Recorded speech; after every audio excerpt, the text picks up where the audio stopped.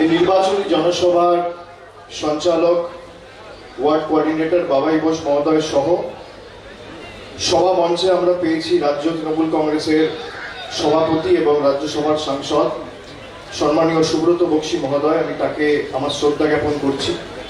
আমার পূর্ববর্তী বক্তা দলের মহাসচিব সম্মানীয় পার্থ চট্টোপাধ্যায় রয়েছেন, আমি তাকেও আমার শ্রদ্ধা জানাচ্ছি। মঞ্চে রয়েছেন দক্ষিণ কলকাতা লোকসভা কেন্দ্রের সাংসদ মালা রায় মহোদয়া, রয়েছেন দেবাশিস কুমার দক্ষিণ কলকাতা তৃণমূল কংগ্রেসের সভাপতি এবং রাসবিহারী বিধানসভা কেন্দ্রের বিধায়ক, নেত্রীর ইলেকশন এজেন্ট বৈশানর চট্টোপাধ্যায়, ৭২ নম্বর ওয়ার্ড কোঅর্ডিনেটর সন্দীপ বক্সী, হিরণলাল মজুমদার, তৃণাঙ্কুর রয়েছে, শান্তনু সেন, নির্মল মাঝি, পার্থ ভৌমিক সামনে বসে আছে আমি দেখতে পাচ্ছি, অলোক দাস, সার্থক রয়েছে তৃণমূল যুব কংগ্রেসের দক্ষিণ কলকাতার সভাপতি। আমি সকলকে একযোগে ধন্যবাদ জানাচ্ছি, কৃতজ্ঞতা জানাচ্ছি, প্রণাম জানাচ্ছি। আজকের এই নির্বাচনী জনসভা কোভিড বিধি মেনে সীমিত সংখ্যায় আমাদের সমর্থকদের নিয়ে আমরা করছি এবং ঠিক এখানেই এই বছর নির্বাচনের সময় এপ্রিল মাসে আমার সভা করার কথা ছিল, কিন্তু হঠাৎ করে নির্বাচন কমিশনের সভা সমিতির উপর নিষেধাজ্ঞা জারি করার ফলে আপনাদের সকলের সাথে দেখা করার সৌভাগ্য আমার হয়নি।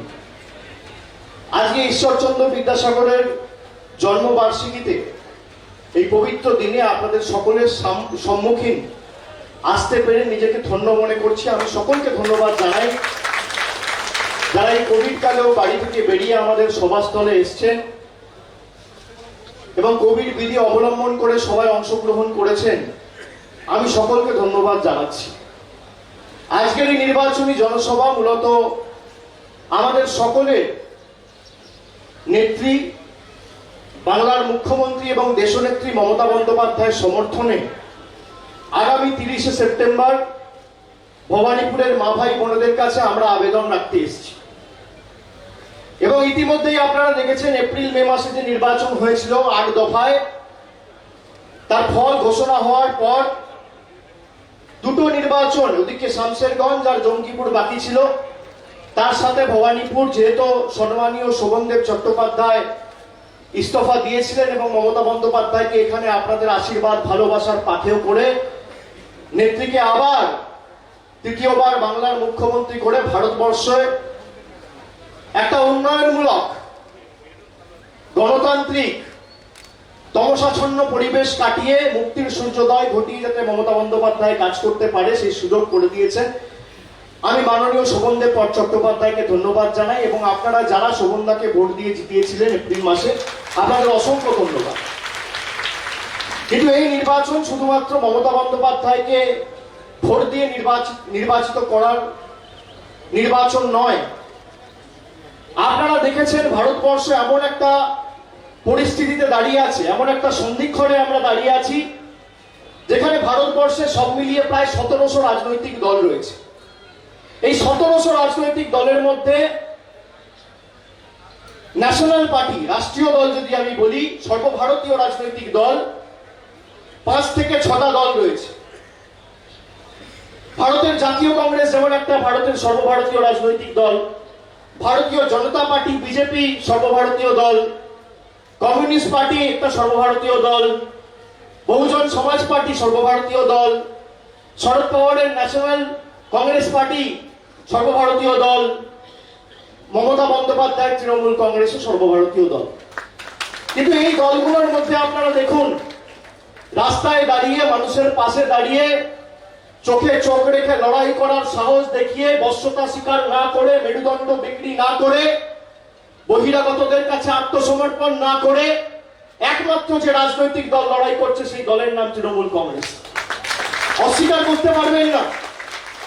এবং তৃণমূল কংগ্রেস শুধুমাত্র আজকে বাংলার মাটিতে সীমাবদ্ধ নয়, আমরা ত্রিপুরায় ইতিমধ্যেই কাজ শুরু করে দিয়েছি, আসামে আমাদের কাজ শুরু হয়েছে, আগামী দিনে তৃণমূল কংগ্রেস গোয়াও যাচ্ছে, তৈরি থাকুন। আমরা রাজনৈতিকভাবে লড়াই করতে প্রস্তুত এবং আমি বলছি প্রায় 3 মাস হলো দল আমাকে সর্বভারতীয় সাধারণ সম্পাদকের দায়িত্ব দিয়েছে। 3 মাসের মধ্যে এমন কোন রাজ্য বাকি নেই যেখান থেকে মানুষ এসে আমাদের সাথে কথা বলেনি, যেখানে লিখিতভাবে আমাদেরকে জানায়নি যে দাদা এই রাজ্যে এই প্রদেশে আপনারা তৃণমূল কংগ্রেস শুরু করুন। একমাত্র মমতা বন্দ্যোপাধ্যায় আর দিদি পারে নরেন্দ্র মোদীকে হারাতে। লক্ষ লক্ষ ইমেল, চিঠি, লিখিত পত্র আমাদের কাছে পাঠানো হয়েছে, আমরা সেই পত্র পেয়েছি এবং তৃণমূল কংগ্রেসের বিরুদ্ধে বিজেপি রাজনৈতিকভাবে মোকাবিলা না করতে পেরে উন্নয়ন নিয়ে এদের কোনো কথা নেই। ধর্মীয় ভাবাবেগকে কাজে লাগিয়ে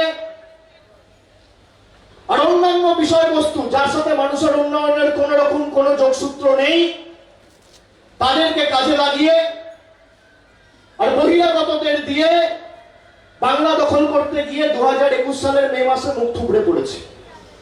এখন বহিরাগত নেতা পাঠাচ্ছেন, এখন বহিরাগত এজেন্সি পাঠাচ্ছে। বহিরাগতদের দিয়ে বাংলা দখল করতে পারেনি, এখন দিল্লি থেকে এজেন্সি পাঠিয়ে চমকান ধমকান। এখানে ক্যামেরা আছে, কম করে 50টা ক্যামেরা রয়েছে। আমি আপনাদের সাক্ষী রেখে বলছি, এই ভবানীপুরের মাটি তো আমাদেরকে লালন পালন করে বড় করেছে, সমৃদ্ধ করেছে, ভালোবাসা দিয়েছে, আশীর্বাদ দিয়েছে। আর যাই হোক, তৃণমূল কংগ্রেস মেরুদণ্ড বিক্রি করবে না। শরীরের শেষ রক্তবিন্দু পর্যন্ত আমরা লড়াই করার জন্য প্রস্তুত। আপনাদের আশীর্বাদ, ভালোবাসা, সমর্থন যদি মমতা বন্দ্যোপাধ্যায়ের উপর থাকে, আগামী দিন তৃণমূল কংগ্রেস শুধুমাত্র বাংলার মাটিতে সীমাবদ্ধ থাকবে না। ইতিমধ্যেই তো দেখেছেন, আমি যাতে ত্রিপুরা ঢুকতে না পারি 144 ধারা জারি করে দিয়েছে। কি অবস্থা! এত বড় একটা রাজনৈতিক দল, বলে বিশ্বর সব থেকে বড় রাজনৈতিক দল, তো এত ভয় কেন যে 144 ধারা জারি করতে হচ্ছে যাতে অভিষেক বন্দ্যোপাধ্যায় না ঢুকতে পারে? আপনি কদিন 144 জারি করবেন? যেদিনকে তুলবেন 24 ঘন্টার মধ্যে আমি ঢুকি। আর ত্রিপুরায় আমরা যখন শুরু করেছি, ত্রিপুরাও জোড়া ফুল ফুটবে, ত্রিপুরাও পরিবর্তন হবে, ত্রিপুরাও গণতন্ত্র প্রতিষ্ঠা করে তৃণমূল কংগ্রেস মমতা বন্দ্যোপাধ্যায়কে সামনে রেখে লড়াই করবে। আপনারা দেখুন, এত বড় বড় কথা, এত চমকানি, এত ধমকানি, আর ত্রিপুরায় যাতে তৃণমূল কংগ্রেসের সৈনিকেরা পা রাখতে না পারে সেই জন্য পুলিশ দিয়ে নোটিশ পাঠাচ্ছে, 144 ধারা করছে, ইডিকে কাজে লাগিয়ে নোটিশ পাঠাচ্ছে। আমাকে তো 5টা নোটিশ পাঠিয়েছে। আরে 500 পাঠালেও মেরুদণ্ড বিক্রি করবো না। বলা কেটে দিল, মমতা ব্যানার্জি জিন্দাবাদ, তৃণমূল কংগ্রেস জিন্দাবাদ, জয় হিন্দ, বন্দে মাতরম, আমার জয় বাংলা বেরোবে। যত গায়ের জোর আছে প্রয়োগ করো, কোনো লাভ নেই। এই বাংলার মাটি দুর্জয় খাঁটি, এই মাটি বশ্যতা স্বীকার করবে না, এই মাটি মেরুদণ্ড বিক্রি করবে না, এই মাটি আত্মসমর্পণ করবে না। তাই মমতা বন্দ্যোপাধ্যায়ের পা ভেঙে দেওয়ার পরেও হুইল চেয়ারে, কাশ্মীর থেকে হুইল চেয়ারে, আজকে দার্জিলিং থেকে দেগঙ্গা আর কুচবিহার থেকে কাকদ্বীপ প্রচার করে 213টা আসন নিয়ে তিনি তৃতীয়বার আপনাদের ভালোবাসাকে পাথেয় করে মুখ্যমন্ত্রী হয়েছে। বাংলা তো প্রমাণ করে দিয়েছে, বাংলা বাংলার মেয়েকেই চায়। এবার ভবানীপুরের পালা, ভবানীপুরকে প্রমাণ করতে হবে ভবানীপুর নিজের মেয়েকেই চায়। আপনারা তো সরাসরি মমতা ব্যানার্জিকে ভোট দিচ্ছেন, সরাসরি উন্নয়নের পক্ষে রায় দিচ্ছেন। আগামী দিন দিল্লিতে পরিবর্তনের পক্ষে রায় দিচ্ছেন। ভবানীপুর সেই লড়াই সূচনা করছে।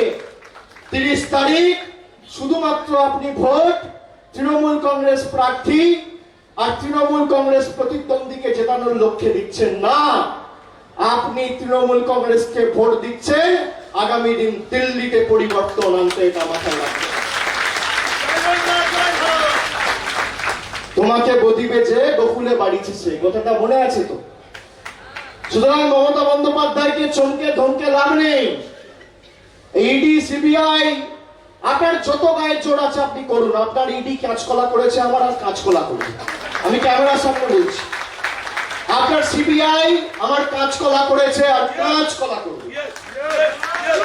নরেন্দ্র মোদী অমিত শাহকে চ্যালেঞ্জ করে দিয়ে যাচ্ছি, সততার প্রতিমূর্তি সাজেন, হ্যাঁ, যারা কাগজ মুড়ে টাকা নেয়, যাদের বিরুদ্ধে সুদীপ্ত সেন চিঠি লেখে যে আমার থেকে 6 কোটি টাকা নিয়েছে, তারা ফেরতি করে দিল্লিতে গিয়ে মোদির পাশে বসে ছবি তুলছে, আর আমাকে সিবিআই নোটিশ, ইডি নোটিশ পাঠানো হচ্ছে। আপনি কত নোটিশ পাঠাবেন? আপনার কাগজ ফুরিয়ে যাবে, পেনের কালি শেষ হয়ে যাবে, আমাদের জেদ শেষ হবে না।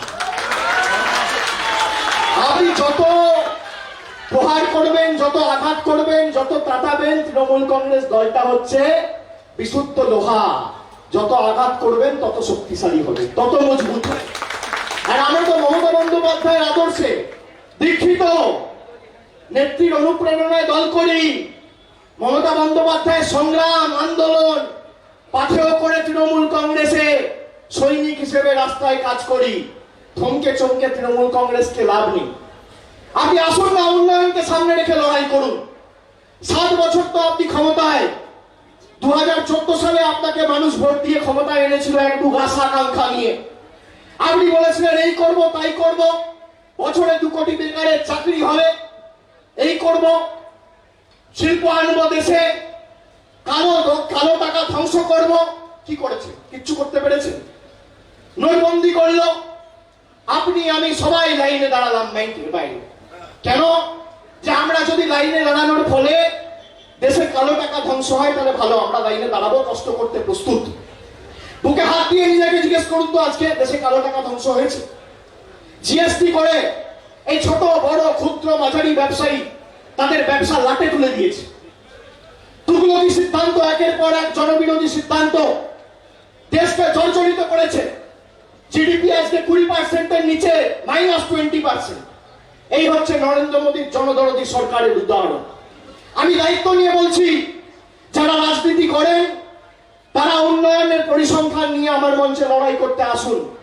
আমার মঞ্চে যদি আপত্তি থাকে, আমি আপনাদের মঞ্চে যাব। আপনি বলুন কোথায় লড়াই করবেন। একদিকে আপনি থাকবেন, একদিকে আমি থাকবো। আপনি আপনার রিপোর্ট কার্ড নিয়ে যাবেন, আর আমি মমতা বন্দ্যোপাধ্যায় রিপোর্ট কার্ড নিয়ে আসবো। আপনি মোদীজির রিপোর্ট কার্ড নিয়ে আসুন, আমি মমতা বন্দ্যোপাধ্যায় রিপোর্ট কার্ড নিয়ে যাব। একদিকে আপনি, একদিকে আমি। তথ্য পরিসংখ্যানের ভিত্তিতে লড়াই হোক। 10-0 গোল দিয়ে মাঠের বাইরে না করতে পারলে আমার নাম অভিষেক বন্দ্যোপাধ্যায় নয়। বলুন কোথায় লড়বেন? রাজি আছেন? বাংলার কৃষ্টি জানেন না, সংস্কৃতি জানেন না? কালকে দিল্লি থেকে একজন নেতা এসে বীরেন্দ্র কৃষ্ণ ভদ্রর নামে কি বলছে? বলছে বীর কিশোর ভদ্র। আপনি দেখেছেন কি অবস্থা? রবীন্দ্রনাথ ঠাকুরের জন্মস্থান জোড়াসাঁকো জায়গায় বলছে শান্তিনিকেতন।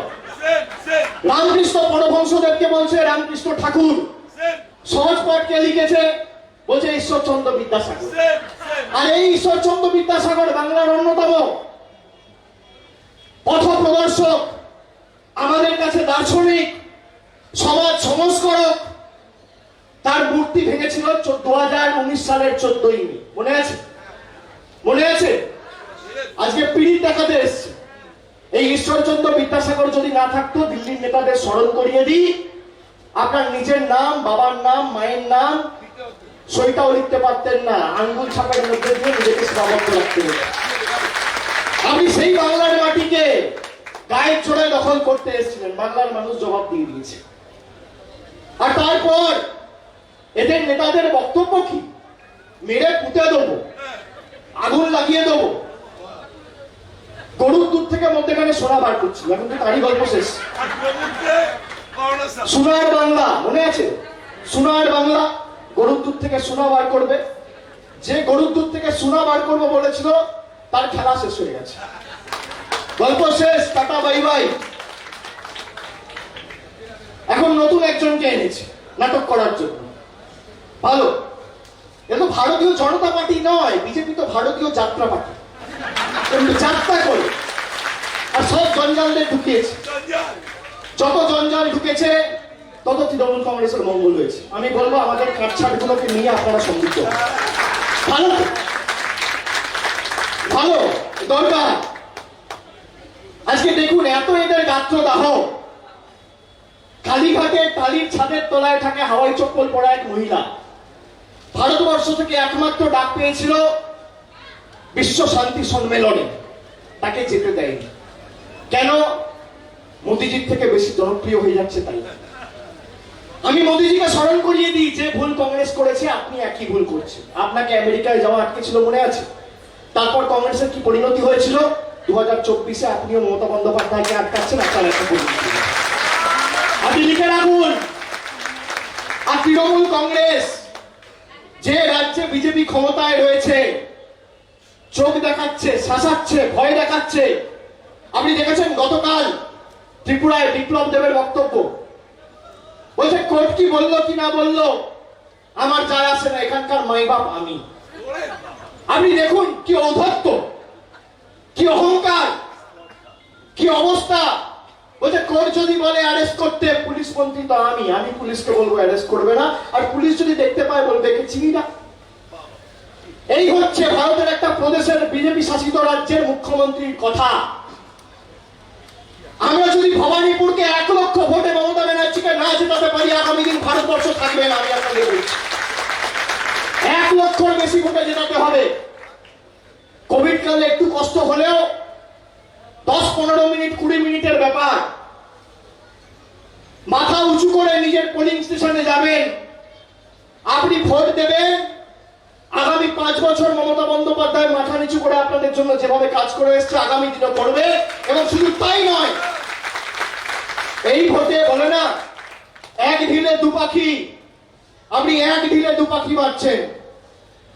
আমি আপনাদের আশ্বস্ত করে যাচ্ছি, ভবানীপুর আগামী দিন ভারতবর্ষের লড়াইয়ের সূচনা করছে। আমি বলেছি B for Bharat, B for Bhabanipur. আর আগামী দিন ভবানীপুর যেন ভবানীপুরই থাকে, তার জন্য আমাদের এই লড়াই। ভবানীপুরকে ভাটপাড়া হতে দেবো না। আজকে বলুন তো, মমতা বন্দ্যোপাধ্যায় যদি না থাকতো, এই যে আপনারা রাস্তায় বেরোচ্ছেন, মায়েরা জানলা দিয়ে দেখছে, ছাদ দিয়ে দেখছে, বারান্দা দিয়ে দেখছে, বেরোতে পারতেন? দেখুন উত্তরপ্রদেশের কি অবস্থা। তালিবানি কায়দায় শাসন করছে, মানুষের বাক স্বাধীনতা নেই, কেউ কোথায় কিছু বলতে পারছে না, কথা বলার স্বাধীনতা নেই, কে কি পড়বে, কোথায় হাঁটবে, কোথায় চলবে, যোগী আদিত্যনাথ ঠিক করে দিচ্ছে। আর কি বলছে? বলছে বাংলায় উন্নয়ন হয়নি। আরে বাংলায় উন্নয়ন হয়নি তো মা ফ্লাইওভারের ছবি চুরি করে নিয়ে যেতে হচ্ছে কেন? মধ্যপ্রদেশে ফ্লাইওভার হয়নি, উত্তরপ্রদেশে ফ্লাইওভার হয়নি, গুজরাটে রাস্তা হয়নি, কি আসামে রাস্তা হয়নি? বাংলার ফ্লাইওভারে মমতা বন্দ্যোপাধ্যায় তৈরি করা প্রকল্পের ছবি চুরি করে নিয়ে যেতে হচ্ছে কেন? যোগী বাবু, উন্নয়ন, আপনি উন্নয়নটাকে বলে দেখে যান। আপনার গঙ্গা থেকে তো ডেড বডি ভাসিয়ে দিচ্ছেন উত্তরপ্রদেশ থেকে কোভিড কালে, আর এখানে নিয়ে এসে আমরা শেষ যাত্রা সম্পূর্ণ করছি সরকারের সাথে। আর আপনি উন্নয়নের কথা বলছেন। আপনি বলুন তো, যারা বলেছিল এই করবো তাই করবো, 15 লক্ষ টাকা দেবো, কেউ পেয়েছেন? আজকে দুয়ারে সরকার করে মমতা বন্দ্যোপাধ্যায় পরিষেবা আপনাদের বাড়িতে পৌঁছে দিয়েছে। আপনারা অস্বীকার করতে পারবেন না, ভারতবর্ষের মধ্যে একমাত্র রাজ্য। স্টুডেন্ট ক্রেডিট কার্ড বলেছিল আমার সরকার ক্ষমতায় আসার পর আমি বাস্তবায়িত করে দেখাবো। সেই স্টুডেন্ট ক্রেডিট কার্ড ইতিমধ্যে প্রকল্প চালু হয়ে গেছে। পাঞ্জাব ন্যাশনাল ব্যাংকের সাথে কথা হয়ে গেছে, আরো রাষ্ট্রায়ত্ত ব্যাংকের সাথে কথা হচ্ছে। দুয়ারে রাশন পাইলট প্রজেক্ট চালু হয়ে গেছে। আগামী কয়েক মাসের মধ্যে বাংলার 10 কোটি মানুষের বাড়িতে বাড়িতে খাবার পৌঁছে যাবে, কাউকে লাইনে দাঁড়িয়ে দাঁড়াতে হবে। কৃষক বন্ধু, প্রায় 70 লক্ষ প্রান্তিক ছোট কৃষককে বছরে 10,000 টাকার সাহায্য, আর্থিক সহায়তা মমতা ব্যানার্জি সরকার করেছে, মোদীজি কাঁচকলা দিয়েছে। আপনি অস্বীকার করতে পারবেন?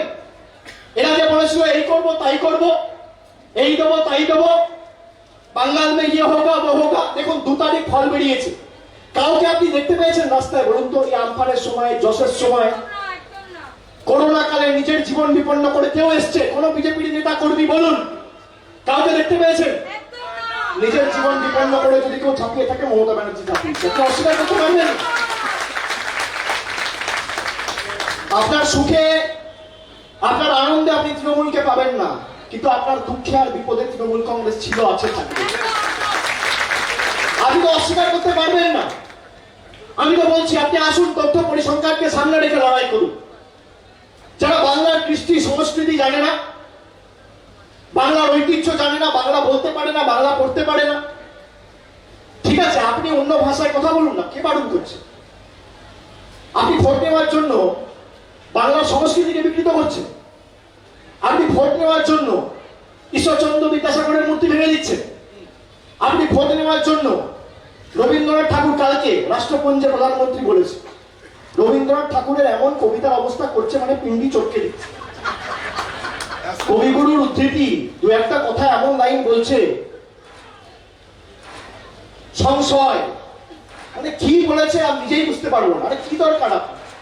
আপনি গুজরাটিতে বলুন না, আপনি হিন্দিতে বলুন না, ভারতবর্ষ থেকে বানু করছে না। ভবানীপুরে নির্বাচন বলে বলতে হবে, তাই না? ভবানীপুরে নির্বাচন আছে। 2021 যখন সমনদেব চ্যাটার্জি দাঁড়িয়েছিল তখন তো 23,000 হেরেছিল, এবার 1 লাখে হারবে। লিখে রাখবে, জামানত বাজি রাখতে হবে। এখানে বাড়িতে বাড়িতে মমতা বন্দ্যোপাধ্যায়ের মতো মায়েরা রয়েছে যারা মেরুদণ্ড বিক্রি করবে না, আপনার অর্থবলের কাছে আত্মসমর্পণ করবে না। আপনি দেখুন, আমরা যদি ঐক্যবদ্ধ হয়ে না লড়ি, মায়েরা, দিদিরা, ভাইয়েরা, আমি সকলকে বড়জোর অনুরোধ করব, এটা শুধু নির্বাচন নয়, এটা ভারতীয় জনতা পার্টি বনাম তৃণমূল নয়, এটা ভারতবর্ষ বনাম ভারতীয় জনতা পার্টির লড়াই। এতে যদি আপনারা ঐক্যবদ্ধ হয়ে কাঁধে কাঁধ মিলিয়ে না লড়েন, ভারতবর্ষ আগামী দিন থাকবে না, আমি আপনাকে বলছি। আপনি দেখুন বিচার ব্যবস্থা, বিজেপির রাজ্যের মুখ্যমন্ত্রী বিচার ব্যবস্থা নিয়ে ঠাট্টা করছে, বলছে কন্টেম্প্ট অফ কোর্ট এলো কি গেল আমার যায় আসে না। আর সেখানে বিচার ব্যবস্থা কেন সুমতো কগনিজেন্স নেবে না? কিসের ভয়? আইনের ঊর্ধ্বে তো কেউ নয়, সে প্রধানমন্ত্রী হোক আর মুখ্যমন্ত্রী হোক বা আমি হই বা আপনি হোক। ভারতবর্ষে আইনের শাসন চালাতে হবে, শাসনের আইন চলবে না। আমাদের এই জন্য ঐক্যবদ্ধ থাকতে হবে। আমি সেই জন্য আপনাদের বলবো যে আগামী 30 তারিখ মাথা উঁচু করে ভোট দেবেন, জোড়া ফুলে ভোট দেবেন, অন্য জায়গায় নয়। 1 নম্বর বোতাম টিপবেন আর 2 নম্বরগুলোর জামানত বাজেয়াপ্ত করবেন। 1 নম্বরে তো মমতা বন্দ্যোপাধ্যায় রয়েছে, আপনারা মমতা বন্দ্যোপাধ্যায়কে জেতান। মমতা বন্দ্যোপাধ্যায়ের সাথে নরেন্দ্র মোদীর এতটুকুই পার্থক্য, কথা দিয়ে দিদি কথা রাখে, আর দিল্লিতে তারা কথা দিয়ে কথা রাখে না। আপনার বাড়িতে যদি আগুন লাগে, ফায়ার ব্রিগেডটা নিয়ে তৃণমূল কংগ্রেস যাবে, দিল্লি থেকে নেতা আসবে না। আপনার যদি কোন রকম অসুখ হয়, আপনাকে অ্যাম্বুলেন্স নিয়ে হাসপাতালে পৌঁছাবে তৃণমূল কংগ্রেস মমতা বন্দ্যোপাধ্যায়ের সমর্থক সৈনিকেরা, বিজেপির বহিরাগতরা আসবে না। আমি আপনাকে বলবো, নিজের কথা ভাবুন, এদের কথায় কান দেবেন না। এদেরকে বলুন যে তোমার মোদীজি কি করেছে রিপোর্ট কার্ড নিয়ে এসো, এক হাতে রিপোর্ট কার্ড দাও, এক হাতে ভোট নাও। যদি দিতে পারে আমি রাজনীতি ছেড়ে দেবো, আমি কথা বলছি আপনাকে, আমি কথা দিচ্ছি আপনাকে। এরা বলুক যে 7 বছর কলকাতার জন্য এই করেছি তাই করেছি, কলকাতায় এই করেছি তাই করেছি, বা কলকাতায় এই পরিবর্তন আমরা ঘটিয়েছি। আপনারা নিজেরা বুকে হাত দিয়ে জিজ্ঞেস করুন তো 2010 সালে কলকাতার কি পরিণতি ছিল, আর আজকে কলকাতায় কি পরিবর্তন হয়েছে।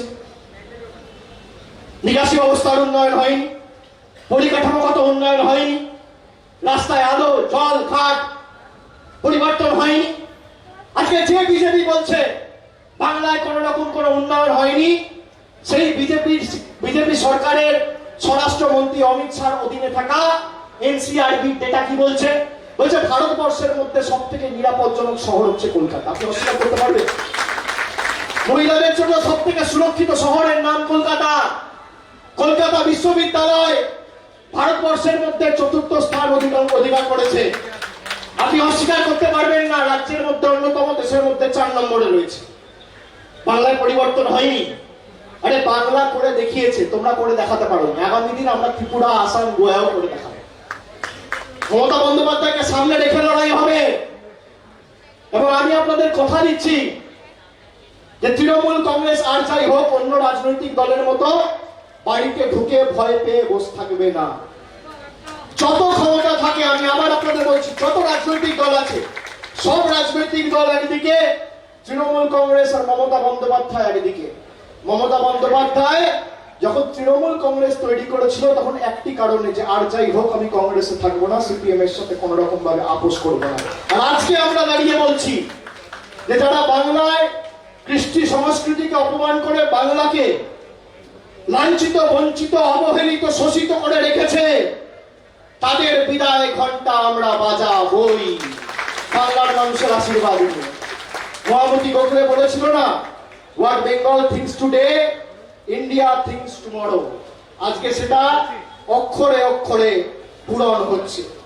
আমি আপনাদের বলবো যে বাংলা ঈশ্বরচন্দ্র বিদ্যাসাগর, নেতাজি সুভাষচন্দ্র বসু, রামমোহন রায়, স্বামী বিবেকানন্দের মতো দার্শনিক মনীষীদের সারা বিশ্বের কাছে উপহার দিয়েছে, সেই বাংলা আগামী দিন মাথা নত না করে কাঁধে কাঁধ রেখে, চোখে চোখ রেখে লড়াই করবে, শরীরের শেষ রক্তবিন্দু পর্যন্ত লড়াই করবে এবং ভারতবর্ষকে পথ দেখাবে। আপনি বলুন, এই বাংলায় যদি ঈশ্বরচন্দ্র বিদ্যাসাগর না থাকতো তাহলে নামটাও লিখতে পারতেন না। নেতাজি সুভাষচন্দ্র বসু যদি না থাকতো, আজাদ হিন্দ ফৌজ তৈরি করে ব্রিটিশদের ভিত নড়িয়ে দেওয়ার মতো একজন নাগরিক ভারতবর্ষ পেত না। স্বামী বিবেকানন্দ যদি না থাকতো, বিশ্ব ধর্ম সম্মেলনে হিন্দু ধর্মের নাম উজ্জ্বল করার মতো ভারতবর্ষের নাগরিক, ভারতবর্ষের মানুষ খুঁজে পেত না।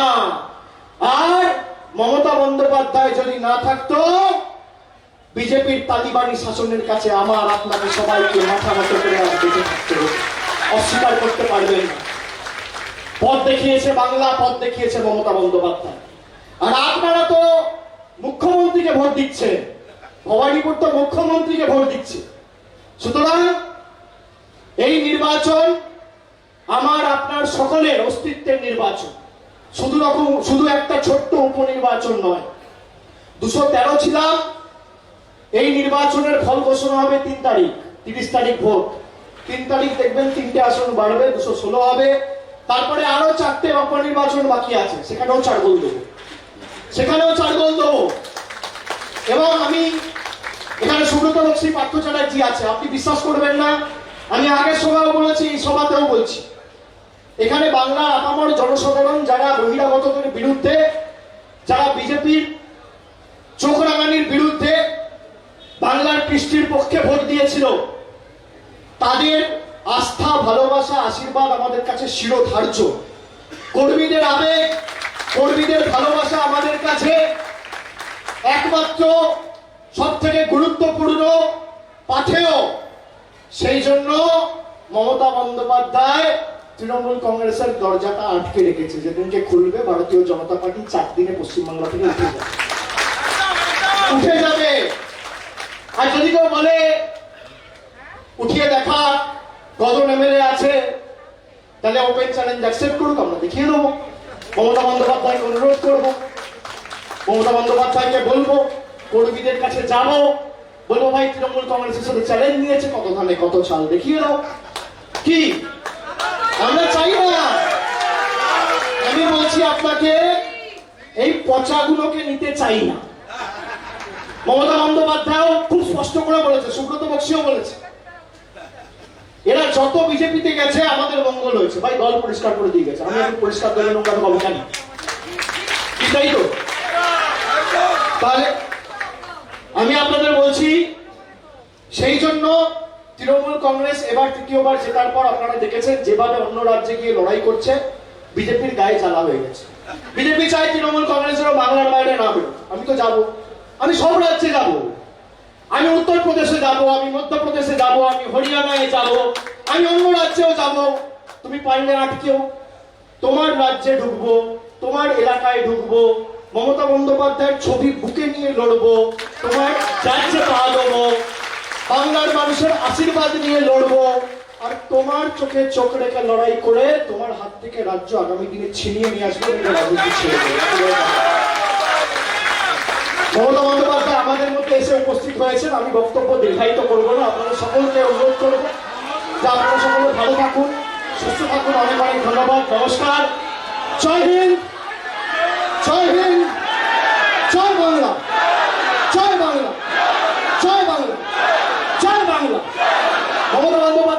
স্বাগতম, জননেত্রী মমতা বন্দ্যোপাধ্যায় স্বাগতম, দেশনেত্রী মমতা বন্দ্যোপাধ্যায় স্বাগতম। দিদি তুমি লড়াই করো, আমরা তোমার সাথে আছি। দিদি তুমি লড়াই করো, আমরা তোমার সাথে আছি। দিদি তুমি লড়াই করো, আমরা তোমার পাশে আছি। জননেত্রী মমতা বন্দ্যোপাধ্যায় স্বাগতম, জননেত্রী মমতা বন্দ্যোপাধ্যায় স্বাগতম। জয় বাংলা, জয় বাংলা, জয় বাংলা, জয় বাংলা। বাংলার কান্ডারি মমতা বন্দ্যোপাধ্যায় জিন্দাবাদ, দেশনেত্রী মমতা বন্দ্যোপাধ্যায় জিন্দাবাদ, মমতা বন্দ্যোপাধ্যায় জিন্দাবাদ, তৃণমূল কংগ্রেস জিন্দাবাদ। দিদি তুমি এগিয়ে চলো, আমরা তোমার পাশে আছি।